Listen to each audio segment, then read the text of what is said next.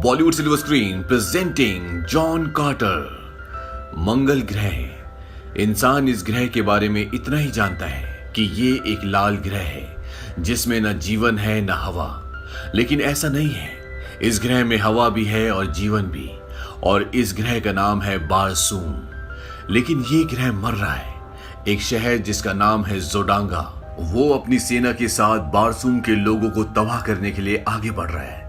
यहाँ पर एक राज्य है जिसका नाम है हीलियम, और हीलियम शहर जोडांगा को हजारों साल से कड़ी टक्कर दे रहा है, उसका मुकाबला कर रहा है। और जब एक बार इन दोनों राज्यों के बीच में युद्ध चल रहा होता है, तभी जोडांगा के राजा सप्तान के पास 3 लोग आते हैं और इनके हेड का नाम होता है शांग। शांग बहुत ही शक्तिशाली है।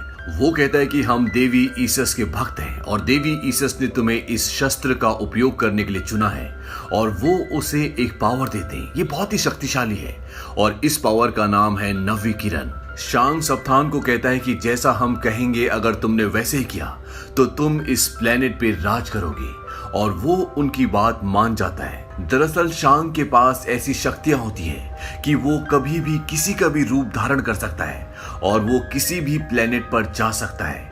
ये संपूर्ण ब्रह्मांड में रहते हैं और एक एक करके सभी ग्रहों का विनाश करते हैं। लेकिन ये विनाश अपने हाथों से नहीं करते, बल्कि उसी ग्रह के लोगों से करवाते हैं। और इस ग्रह के विनाश के लिए इन्होंने जोडांगा के राजा सप्तान को चुना है। वो उसे नवी किरण की वो शक्ति देते हैं जिसके आगे कोई भी टिक नहीं सकता। वहीं पृथ्वी पर यह दिखाया जाता है कि ये वक्त है सन 1881 का, और यहाँ पर एक आदमी है जिसका नाम है John Carter. John Carter post office जाता है और अपने भांजे को वहां से एक लेटर लिखता है। वो कहता है कि मैं तुमसे मिलना चाहता हूँ, तुम जल्दी आ जाओ। दरअसल यहाँ पर जॉन कार्टर का कोई पीछा भी कर रहा होता है और वो उस लेटर को पोस्ट करके वहां से निकल जाता है। और जब उसके भतीजे एडगर को ये लेटर मिलता है तो जल्दी से वहां पर आ जाता है। लेकिन वहां आने के बाद उसे ये पता चलता है कि उसके अंकल जॉन कार्टर अचानक से कल रात को मर चुके हैं। एडगर अपने अंकल को बहुत प्यार करता है और उन्हें श्रद्धांजलि देना चाहता है। और जब वो उस जगह जाता है जहां पर जॉन कार्टर के शरीर को दफनाया गया है, तो वो देखता है कि वहां पर एक ऐसा कमरा होता है जिसे बाहर से नहीं खोला जा सकता।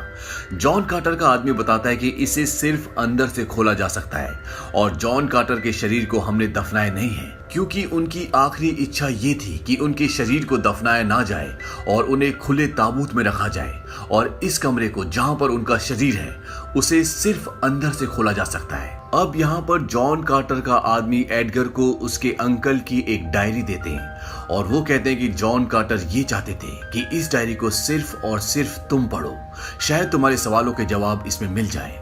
उसमें यह लिखा होता है कि जब मैं बचपन में तुम्हें कहानियां सुनाता था तो तुम मेरी हर एक कहानी पर विश्वास करते थे। अब तुम बड़े हो चुके हो, लेकिन मैं चाहता हूं कि तुम मेरी इस कहानी पर भी विश्वास करो। और वो उस किताब को पढ़ना शुरू करता है। उसमें लिखा होता है कि आज से 13 साल पहले मैं एक सोने की गुफा ढूंढ रहा था जिसके बारे में मुझे पता चला था। तभी उसे कर्नल पॉवेल के आदमी अपने साथ बंदी बनाकर ले जाते हैं क्योंकि वो चाहते हैं कि वो उनके लिए लड़े। क्योंकि जॉन कार्टर एक सिपाही था, वो वर्जीनिया से है, और पॉवेल चाहते हैं कि वो उनके साथ अपाचीज के खिलाफ लड़े। लेकिन जॉन कार्टर ऐसा नहीं करता और वो वहां से भाग जाता है। और जब कर्नल पॉवेल उसका पीछा करते हैं तो सामने अपाचीज के लोग आ जाते हैं और वो इन पर हमला कर देते हैं। जॉन कार्टर और कर्नल पॉवेल दोनों वहां से भागने में कामयाब हो जाते हैं और वो एक गुफा में छुप जाते हैं, और ये वही गुफा होती है जिसकी जॉन कार्टर को तलाश होती है। यहाँ पर चारों तरफ सोना ही सोना होता है। तभी वहां पर एक आदमी प्रकट होता है और वो जॉन कार्टर को मारने की कोशिश करता है। लेकिन इससे पहले कि वो जॉन कार्टर को मारता, जॉन कार्टर उसे मार देता है। ये थर्न होता है उन्हीं लोगों में से एक जो एक एक करके सभी ग्रहों को नष्ट करते हैं, जिन्होंने बारसूम में यानी कि मंगल ग्रह पर सप्तान को नवी किरण की शक्ति दी होती है। जॉन कार्टर जब उसे मार देता है तो वो अपने गले से एक लॉकेट निकालकर एक्टिवेट करता है। उसमें नीली रोशनी जलना शुरू हो जाती है और वो हल्के से बोलता है बारसूम। लेकिन उससे पहले जॉन कार्टर उसके हाथ से वो लॉकेट ले लेता है और जॉन कार्टर बारसूम बोलता है, और वो वहां से गायब होकर एक बीहड़ में पहुंच जाता है। जॉन कार्टर को कुछ नहीं पता कि वो यहाँ पर कैसे आया, क्यों आया। जॉन कार्टर यहाँ पर ऊंची ऊंची छलांगे लगा सकता है क्योंकि इस वक्त वो बारसूम में है, मंगल ग्रह पर है, और यहाँ की ग्रेविटी कम है। लेकिन जॉन कार्टर को नहीं पता कि वो मंगल ग्रह पर यानी कि बारसूम में पहुंच चुका है। और जब वो ऊंची ऊंची छलांगे लगा रहा होता है तभी इस ग्रह के कुछ लोग उसे देख लेते हैं और वो उसके पास आते हैं। ये लोग बहुत लंबे लंबे होते हैं, इनका कद 15 फीट होता है। और जॉन कार्टर बताता है मेरा नाम जॉन कार्टर है और मैं वर्जीनिया से हूँ। लेकिन ये लोग जॉन कार्टर का नाम वर्जीनिया समझ लेते हैं। हालांकि इनमें से कुछ लोग जॉन कार्टर को मारना चाहते हैं, लेकिन इनका जो सरदार होता है वो जॉन कार्टर को नहीं मारना चाहता, क्योंकि उसने उसे ऊंची ऊंची जंप्स लगाते हुए देखा होता है। और साथ ही साथ जॉन कार्टर की इस प्लेनेट पर पावर बहुत ज्यादा बढ़ जाती है और इसकी वजह होती है इस ग्रह की लो ग्रेविटी। ये लोग जॉन कार्टर को पकड़कर अपने कबीले में ले जाते हैं और जॉन कार्टर के पास जो लॉकेट होता है जिसके जरिए वो यहाँ तक पहुंचा होता है वो भी उससे छीन लेते हैं। इसी दौरान आसमान में जोडैंग और हीलियम राज्य की आपस में लड़ाई हो जाती है। लेकिन अब जोडैंग के राजा सप्तान के पास 9वीं किरण की रोशनी की पावर है और उसके आगे कोई भी नहीं टिक सकता। और हीलियम का राजा भी ये जानता है, इसीलिए वो उसके सामने एक प्रस्ताव रखता है।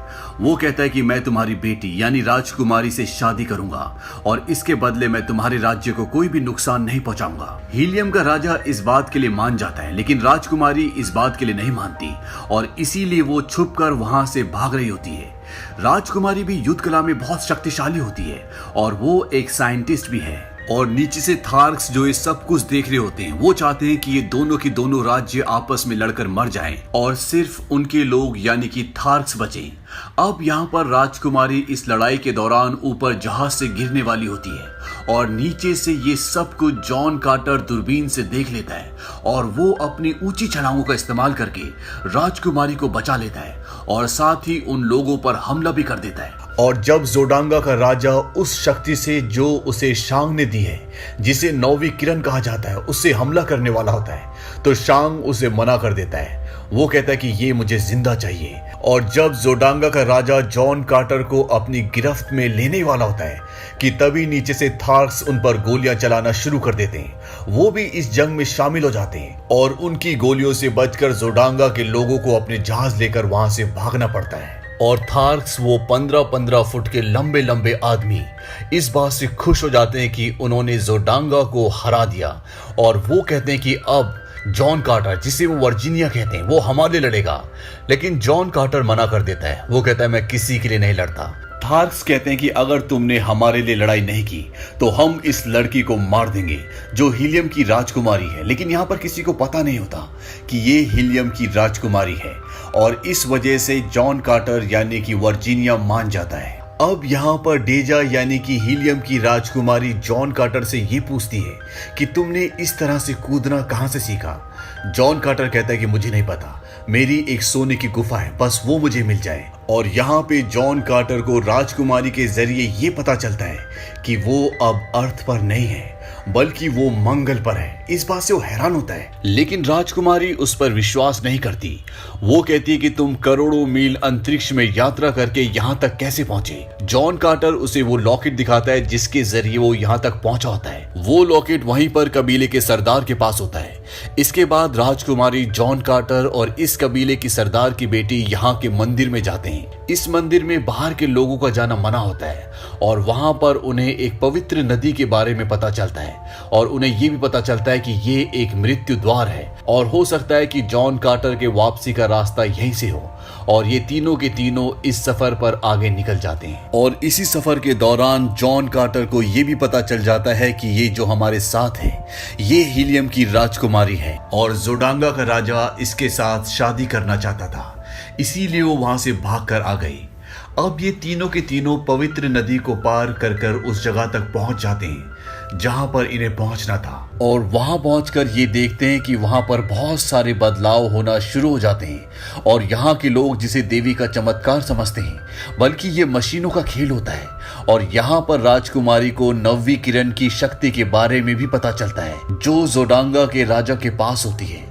अब वो लॉकेट जिसके जरिए जॉन कार्टर यहाँ तक पहुंचा होता है, उस लॉकेट को वो जमीन पर लगाते हैं और तभी वहां पर और भी ज्यादा बदलाव होना शुरू हो जाते हैं। और यहाँ पर राजकुमारी को ये भी पता चलता है कि थर्न्स, जिसके बारे में उन्होंने सिर्फ कहानियों में ही सुना था, वो भी असली होते हैं और उन्होंने ही जोडांगा के राजा को 9वीं किरण की शक्ति दी है। यहाँ पर उसे ये भी यकीन हो जाता है कि जॉन कार्टर सच बोल रहा है, वो वर्जीनिया का रहने वाला है और वो अर्थ से यहाँ पर आया है। और साथ ही साथ इन्हें ये भी पता चलता है कि जॉन कार्टर को यहाँ पर एक टेलीग्राम की तरह भेजा गया है, यानी कि उसका असली शरीर अभी भी पृथ्वी पर है और पृथ्वी से यहाँ पर आने के लिए और यहाँ से पृथ्वी वापस जाने के लिए कुछ शब्द हैं जिन्हें इस लॉकेट के साथ बोलना होता है और इस तरह से आप एक ग्रह से दूसरे ग्रह की जर्नी कर सकते हो। लेकिन जो शब्द बोलने होते हैं उन शब्दों को ये पढ़ नहीं पा रहे होते, इसके लिए इन्हें नक्शों की और किताबों की जरूरत होती है जो कि हीलियम की लाइब्रेरी में है। अब जब ये सब कुछ पढ़ रहे होते हैं तभी यहाँ पर शांग और उसके लोग आ जाते हैं। शांग वो इंसान है जिसने जोडांगा को वो शक्ति दी है जिसे 9वीं किरण कहा जाता है और ये एक थान है, यानी कि ये किसी भी दुनिया में कभी भी आ जा सकता है। ये अपने लोगों से अपने हथियारों से कहता है कि जाओ और राजकुमारी को जिंदा पकड़ लो और इस आदमी को भी जिसका नाम जॉन कार्टर है। और ऐसे ही होता है, वो जॉन कार्टर को पकड़ लेते हैं और राजकुमारी को भी बंदी बनाकर उसके महल में वापस भेज दिया जाता है। लेकिन इनकी जो तीसरी साथी होती है जो पवित्र नदी को पार करवाकर इन्हें वहां तक ले गई होती है, वो जमीन के अंदर छुप जाती है और इस तरह से वो बच जाती है। वहीं अब महल में राजकुमारी जॉन कार्टर को, जो अब बंदी है, अपने आदमी को भिजवाकर उसे छुड़वाकर अपने पास बुलवा लेती है। और जब जॉन कार्टर को यह पता चलता है कि राजकुमारी जोडांगा के राजा से शादी कर रही है तो इस बात से उसे हैरत होती है। वो बोलता है कि तुम ऐसा क्यों कर रही हो। राजकुमारी कहती है कि तुम हीलियम के लोगों के लिए नहीं लड़ना चाहते, तुम पृथ्वी पर वापस जाना चाहते हो और मुझे लगता है कि मेरे लोगों के लिए यही सही होगा कि मैं जोडांगा के राजा से शादी कर लूं। और वो उसका लॉकेट निकाल कर उसे देती है क्योंकि अब राजकुमारी को वो शब्द पता है जिससे वो अपनी दुनिया में यानी कि पृथ्वी पर वापस जा सकता है। और राजकुमारी उसके हाथ में वो ताबीज रखती है और बोलती कि मेरे पीछे दोहराओ, और वो उसके पीछे शब्द दोहराना शुरू करता है। तभी बाहर दरवाजे पर कोई आ जाता है। राजकुमारी जॉन कार्टर को बोलती कि जल्दी जल्दी करो, लेकिन वो आखिरी शब्द नहीं बोलता क्योंकि ये दोनों अब एक दूसरे को प्यार करते हैं। और तभी दरवाजा खुलता है और जोडांगा का राजा, जिसकी राजकुमारी से शादी होने वाली है, वो वहां पर आ जाता है। लेकिन वो जॉन कार्टर को नहीं देख पाता क्योंकि वो छलांग लगाकर ऊपर दीवार पर बैठ जाता है। और सब लोगों के जाने के बाद जब वो नीचे आता है तो वो देखता है कि उसके सामने एक औरत होती है, लेकिन ये औरत नहीं बल्कि शैंग होता है।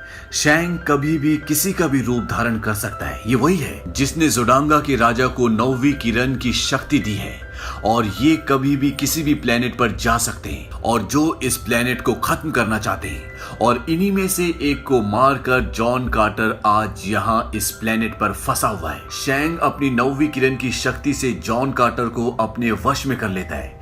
वो उस किरण को उसके शरीर के अंदर डाल देता है जो कि पूरी तरह से शैंग के कंट्रोल में होती है और जॉन अब न कहीं भाग सकता है न कुछ कर सकता है। शैंग उसे कहता है कि ग्रेविटी की वजह से और तुम्हारी शरीर की बनावट की वजह से यहाँ पर तुम्हारी शक्तियां बहुत ज्यादा बढ़ गई हैं। वो उसे बताता है कि मेरा कोई अस्तित्व नहीं है और इस राज को छुपाने के लिए हमें बहुत मेहनत करनी पड़ती है। और शैंग एक बूढ़ी औरत का रूप धारण करके उसे उस जगह पर ले जाता है जहाँ पर राजकुमारी और जोडांगा का राजा शादी के लिए आगे बढ़ रहे हैं। आज रात को ही इन दोनों की शादी है और शैंग जॉन कार्टर को बताता है कि ये लड़की बहुत बुद्धिमान है, इसने 9वीं किरण का रास्ता, उसका राज ढूंढ निकाला। और आज रात को जब दोनों चंद्रमा आपस में मिलेंगे तो राजकुमारी और हर उस इंसान को मार दिया जाएगा जो 9वीं किरण के राज के बारे में जानता है। दरअसल यहाँ पर 2 चंद्रमा होते हैं और दोनों चंद्रमा मिलने के साथ ही शादी की रस्म को पूरा किया जाएगा। जॉन कार्टर उससे पूछता है कि तुम्हारा लक्ष्य क्या है, ये सब खेल तुम क्यों खेल रहे हो, तुम जाकर सीधा राजकुमारी को मार भी सकते हो। शैंग कहता है कि ऐसे खेल हम इस ग्रह के बनने से पहले से खेल रहे हैं और इसे हम पृथ्वी के तबाह होने के बाद तक खेलते रहेंगे।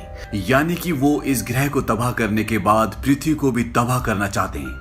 शैंग बोलता है कि ये शक्ति, 9वीं किरण की शक्ति, हम उसी को देते हैं जो मूर्ख और क्रूर होता है और जोडांगा का राजा ऐसे ही है। और आज जब शादी के बाद उसकी पत्नी यानी कि राजकुमारी मर जाएगी तो उसकी क्रूरता चारों तरफ फैल जाएगी और वो वही करेगा जो हम चाहते हैं। शैंग कहता है कि हम किसी भी ग्रह का खात्मा अपने हाथों से नहीं करते, हम बस उसका संचालन करते हैं। ये कह सकते हो कि हम इसी पर पलते भी हैं। वो कहता है किसी भी ग्रह पर जब आबादी बढ़ती है तो लोग धर्मों में बढ़ जाते हैं और आपस में धर्म के लिए लड़ते हैं और इस तरह से धीरे धीरे उस ग्रह का खात्मा होना शुरू हो जाता है।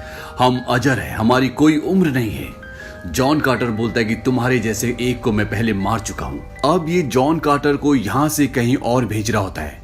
तभी यहां पर जॉन कार्टर का डॉग, जो इसी ग्रह का एक डॉग होता है और जॉन कार्टर का बहुत वफादार होता है, वो यहां पर आ जाता है और शैंग के हाथ पर, जहां पर उसने वो गैजेट लगा रखा होता है जिससे नौवीं किरण को कंट्रोल किया जा सकता है, जिससे यहां से पृथ्वी पर जाया जा सकता है, वहां पर काटना शुरू कर देता है। और जॉन कार्टर, जिसको उसने उसी नौवीं किरण से अपने वश में किया होता है, वो उससे मुक्त हो जाता है और जॉन कार्टर वहां से उन्हीं के एक फ्लाइंग ऑब्जेक्ट पर निकल जाता है। लेकिन उनके लोग जॉन कार्टर का पीछा करते हैं। वहां पर रेगिस्तान में जॉन कार्टर की वो तीसरी साथी, जो उन्हें पवित्र नदी के पार ले गई थी, वो होती है और वो उस फ्लाइंग ऑब्जेक्ट पर गोली चलाती है जो जॉन कार्टर का पीछा कर रहा होता है। और अब जॉन कार्टर का फ्लाइंग ऑब्जेक्ट भी यहाँ पर क्रैश हो जाता है। जॉन कार्टर कहता है कि मुझे डेजा को, यानी कि राजकुमारी को बचाना है और इसके लिए मुझे पूरी सेना की जरूरत है। और अब जॉन कार्टर थार्स के पास जाता है, जो 15 फीट लंबे होते हैं, हरे रंग के होते हैं और जिन्होंने सबसे पहले जॉन को पकड़ा होता है। वहां पहुंचकर वो जॉन को बंदी बना लेते हैं, क्योंकि यहाँ का जो पुराना राजा था उसे भी कैद कर लिया गया है और उसकी जगह इन्हीं में से किसी दूसरे ने ले ली है। और वो जॉन कार्टर को बिल्कुल भी पसंद नहीं करता, वो उसे मारना चाहता है। लेकिन जो पहले वाला राजा था, वो जॉन कार्टर पर विश्वास करता था। उसे लगता था कि जॉन कार्टर थार्स का मान सम्मान वापस दिलवाएगा। वो कहता है लेकिन अब बहुत देर हो चुकी है। अगले दिन जॉन कार्टर को और एक पुराने राजा को एक बहुत बड़े दैत्यनुमा जानवर के आगे छोड़ दिया जाता है। लेकिन जॉन कार्टर उसको मार देता है और साथ ही उसको भी मार देता है जिसने पुराने राजा को धोखा देकर राजगद्दी हासिल की थी। और अब पुराना वाला राजा फिर से अपनी राजगद्दी, अपने शासन को हासिल कर लेता है। इसके बाद जॉन कार्टर किसी भी कीमत पर राजकुमारी को बचाना चाहता है और आज उसकी शादी जोडांगा के राजा से है। दोनों चंद्रमा के मिलन के साथ उन दोनों की शादी हो जाएगी। और इससे पहले कि उनकी शादी पूरी हो पाती, वहां पर जॉन कार्टर पहुंच जाता है और वो बोलता है कि ये एक साजिश है। तुम्हारे राज्य को, यानी कि हीलियम को, जोडांगा के सभी लोगों ने घेर लिया है और इस रस्म के खत्म होते ही वो तुम पर, यानी कि हीलियम पर हमला कर देंगे। अब जोडांगा का जो राजा होता है वो अपनी तलवार निकाल लेता है और यहाँ पर युद्ध शुरू हो जाता है और टाक्स राज्य भी यहाँ पर आ जाता है हीलियम राज्य की रक्षा करने के लिए, उनका साथ देने के लिए। हालांकि इनकी हजारों सालों से आपस में दुश्मनी है, लेकिन इस वक्त ये दोनों मिलकर जोडांगा के साथ लड़ना चाहते हैं, उसे खत्म करना चाहते हैं। वहीं जॉन कार्टर जोडांगा के राजा को मार देता है। पर शैंग, जो इस दुनिया को खत्म करना चाहता है और इसके बाद धरती को भी खत्म करना चाहता है, वो राजकुमारी का भेष धारण कर उसे अपनी तलवार की नोक पर ले लेता है। लेकिन राजकुमारी उससे उसके उस गैजेट को छीन लेती है जिससे वो नौवीं किरण को कंट्रोल करता है, जिससे जॉन कार्टर इस ग्रह तक पहुंचा है, और वो उसे छीन कर फेंक देती है। लेकिन शैंग उसे दोबारा हासिल कर लेता है और इससे पहले कि जॉन कार्टर उसे मारता, वो वहां से गायब हो जाता है, यानी कि वो अब यहां से जा चुका है। इसके बाद जॉन कार्टर की और राजकुमारी की शादी हो जाती है। ये दोनों अब पति पत्नी हैं और शादी की पहली रात को ही शैंग वहां पर भेष बदल कर आता है और वो जॉन कार्टर के सीने पर हाथ लगाकर उन लाइनों को पढ़ता है जिससे वो वापस अपनी दुनिया में जा सकता है और वो जॉन कार्टर को वापस अर्थ पर भेज देता है। और जब जॉन कार्टर को होश आता है तो वो उसी गुफा में होता है जहां पर सोना है, जिसकी वो तलाश कर रहा था और जहां पर उसने एक थर्न को मारा था, जिसकी वजह से वो मंगल ग्रह पर पहुंच गया था।